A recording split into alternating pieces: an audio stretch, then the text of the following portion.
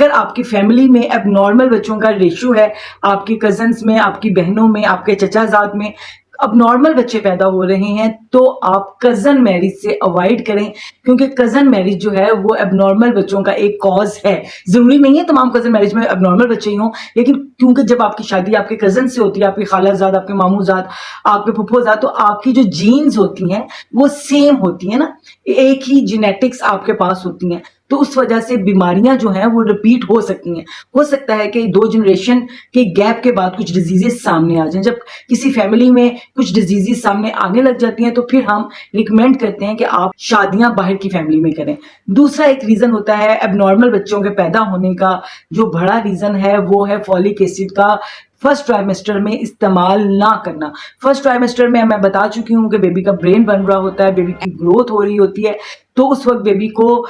فولیٹ کی، B6 کی، B12 کی بہت ضرورت ہوتی ہے۔ تو مینٹلی اب نارمل بچے وہ ہوتے ہیں جن کی ماؤں نے پریگننسی کے فرسٹ ٹرائمیسٹر میں فولک ایسڈ کا استعمال نہیں کیا ہوتا۔ اور اگر آپ کے پاس ہسٹری ہے کہ آپ کے پاس پہلے اب نارمل بچے ہیں،